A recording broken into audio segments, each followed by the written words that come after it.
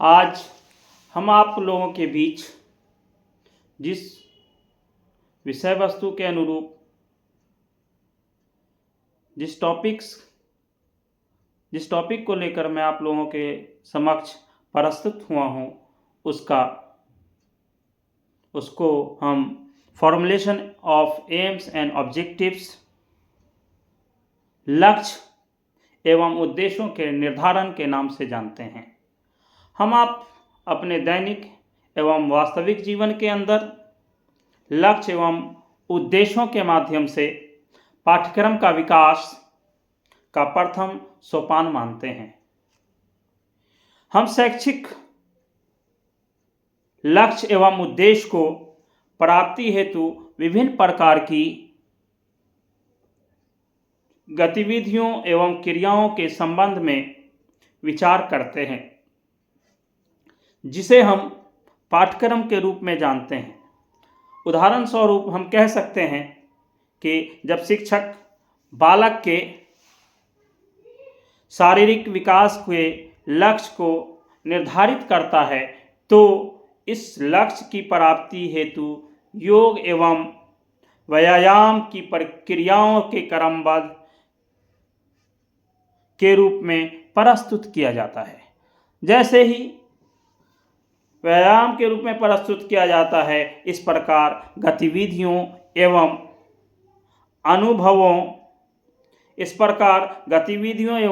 अनुभवों को हम क्रमबद्ध समूह को शारीरिक शिक्षा को पाठ्यक्रम के नाम से जाना जाता है। जैसे ही इस प्रकार प्रत्येक लक्ष्य या प्रत्येक विषय वस्तु या प्रत्येक विषय का पाठ्यक्रम उसके लक्ष्य एवं उद्देश्यों के द्वारा निर्धारित एवं विकसित होता है। लक्ष्य एवं उद्देश्यों की प्रकृति के आधार पर ही उनकी पूर्ति हेतु पाठ्यक्रम का स्वरूप निश्चित होता है। वर्तमान समय में पाठ्यक्रम का स्वरूप व्यापक होता जा रहा है। इसके मूल में लक्ष्य एवं उद्देश्यों की व्यापकता निहित है। इसलिए वर्तमान समय में सर्वांगीण विकास के उद्देश्य को पूर्ण करने के लिए व्यापक स्तर पर पाठ्यक्रम विकास की आवश्यकता होती है। अतः हमें अपने दैनिक एवं वास्तविक जीवन में लक्ष्य एवं उद्देश्यों के द्वारा ही पाठ्यक्रम विकास का संभव होता है। पाठ्यक्रम विकास के प्रथम सोपान के अंतर्गत आते हैं।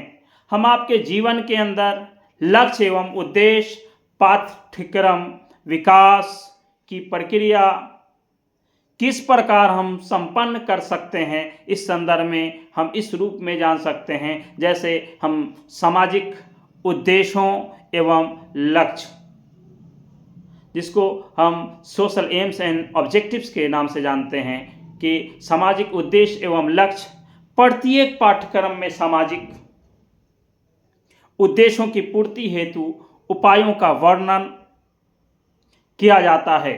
उस पाठ्यक्रम को ही मान्यता प्रदान की जाती है जिसमें सामाजिक विकास की भावना निहित होती है। सामाजिक विकास की भावना के समावेश एवं सामाजिक आकांक्षाओं की पूर्ति हेतु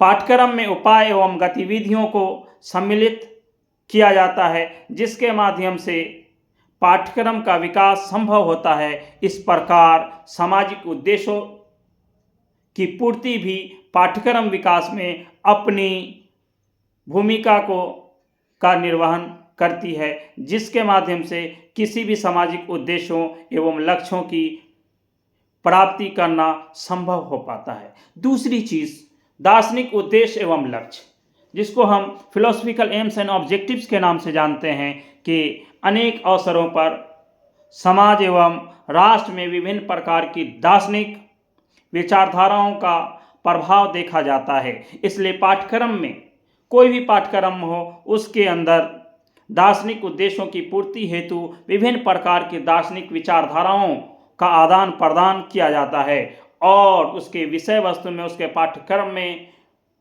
अलग अलग दार्शनिक विचारधाराओं का समावेश पाया जाता है। जैसे कि हम अपने दैनिक या वास्तविक जीवन में आदर्शवादी, प्रकृतिवादी एवं विभिन्न प्रकार की प्रयोजनवादी विचारधाराओं को इसका सर्वोत्तम उदाहरण मानते हैं, जिसके माध्यम से हमारे जीवन में दार्शनिक उद्देश्य एवं लक्ष्यों की प्राप्ति निश्चित हो पाती है। थर्ड स्टेप ये हो सकता है कि कल्चरल एम्स एंड ऑब्जेक्टिव्स, सांस्कृतिक उद्देश्यों एवं लक्ष्यों का निर्धारण कि आप प्रत्येक राष्ट्र एवं समाज को अपनी संस्कृति एवं उसके संबंधित परंपराओं से विशेष लगाव होता है। अपने सांस्कृतिक उद्देश्यों के संरक्षण एवं विकास के लिए वह शिक्षा का ही सहारा लेता है और शिक्षा का सहारा लेता है। अतः पाठ्यक्रम में सांस्कृतिक उद्देश्यों को समाहित करते हुए उससे संबंधित पाठ्य वस्तु एवं गतिविधियों का समावेश किया जाता है, जिसके माध्यम से सांस्कृतिक उद्देश्यों के निर्धारण एवं पूर्ति के माध्यम से पाठ्यक्रम का विकास संभव हो पाता है। भारतीय पाठ्यक्रम में नैतिकता एवं मानवता की शिक्षा का प्राथमिक स्तर से ही समावेश पाया जाता है, जिसका सर्वोत्तम उदाहरण है सांस्कृतिक उद्देश्यों एवं लक्ष्यों का निर्धारण, जिसके माध्यम से आप अपने दैनिक जीवन में और वास्तविक स्थिति और परिस्थिति के अनुकूल हम सांस्कृतिक उद्देश्य एवं लक्ष्यों का निर्धारण कर पाते हैं।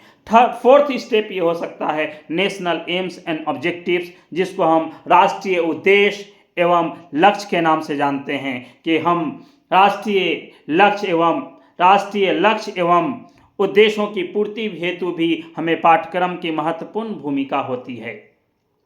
राष्ट्र की आकांक्षाओं की पूर्ति हेतु पाठ्यक्रम में विविध उपायों का समावेश किया जाता है क्योंकि प्रत्येक राष्ट्र अपनी आकांक्षाओं एवं आवश्यकताओं के अनुसार छात्रों का विकास करना चाहता है। इसके लिए वह विभिन्न प्रकार के उपायों का शिक्षा एवं पाठ्यक्रम द्वारा ही क्रियान्वित करना चाहता है। इससे पाठ्यक्रम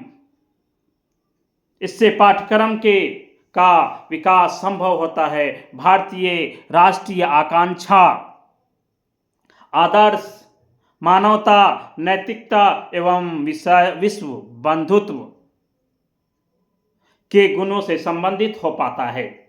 इसलिए भारतीय शैक्षिक व्यवस्था में उक्त गुणों का समावेश प्राथमिक स्तर से के पाठ्यक्रम में पूर्ण रूप में देखा जाता है कि हमारा राष्ट्रीय उद्देश्य एवं लक्ष्य इसके द्वारा निर्धारित हो पाता है या नहीं हो पाता है। इसके लिए हम सदा अपने गुणों से संबंधित, शैक्षिक व्यवस्था से संबंधित और अपने गुणों का समावेश प्राथमिक स्तर से तन मन धन की पूर्ति जैसे करते हैं, वैसे ही हम पाठ्यक्रम में पूर्ण रूप में हम देख सकते हैं। नेक्स्ट है जिसको हम फॉर्मेशन और एम्स एंड ऑब्जेक्टिव्स के फिफ्थ पॉइंट को इस संदर्भ में हम समझ सकते हैं, aims and objectives of guardians. अभिभावकों के लक्ष्य एवं उद्देश्य के जब हम अपने जीवन के लक्ष्य एवं उद्देश्यों का निर्धारण करना चाहते हैं तो लक्ष्य और उद्देश्यों को निर्धारण करने में हमारे अभिभावकों के लक्ष्य एवं उद्देश्य पाठ्यक्रम को विकसित करने में महत्वपूर्ण भूमिका निभाते हैं। इसलिए कि कोई भी अभिभावक हो वर्तमान समय में तकनीकी ज्ञान प्रदान करना चाहता है इसलिए पाठ्यक्रम में तकनीकी ज्ञान को सम्मिलित किया गया है। इसलिए इस प्रकार हम अपने अभिभावक की आकांक्षाओं, लक्ष्यों एवं उद्देश्यों की पूर्ति हेतु व्यापक पाठ्यक्रम, लक्ष्य एवं उद्देश्य का समायोजन करना चाहते हैं और विस्तृत जानकारी अभिभावकों के माध्यम से लक्ष्य एवं उद्देश्यों तक ससमय पहुंचना चाहते हैं, जिसके माध्यम से सफलता के विभिन्न द्वार खोले जा सकते हैं। नेक्स्ट और लास्ट पॉइंट इस संदर्भ में हो सकता है aims and objectives of globalisation. लक्ष्य एवं निर्धारण के छठे पॉइंट हैं aims and objectives of globalisation, वैश्वीकरण के लक्ष्य एवं उद्देश्य। वैश्वीकरण के शैक्षिक एवं लक्ष्यों के द्वारा भी शैक्षिक उद्देश्यों एवं लक्ष्यों के द्वारा भी पाठ्यक्रम को विकास की प्रक्रिया में संपन्न किया जा सकता है। वैश्विक स्तर पे शिक्षा के सार्वभौमिकरण एवं पर्यावरणीय शिक्षा को महत्व प्रदान किया जा रहा है। इसके परिणाम स्वरूप हम कह सकते हैं भारतीय पाठ्यक्रम में प्राथमिक स्तर से ही बालकों को परिवेशीय स्वच्छता एवं उसके महत्व का ज्ञान प्रदान किया जाता है। इसके व्यवहारिक स्वरूप के प्रदर्शन के लिए विद्यालय परिवेश की सफाई छात्रों से कराई जाती है, जिसके माध्यम से वैश्वीकरण के लक्ष्य एवं उद्देश्यों की प्राप्ति को भली भांति समझ सकें और सही दिशा निर्देश के अनुसार अपने जीवन को यापन कर सकें। धन्यवाद, बहुत बहुत आभार।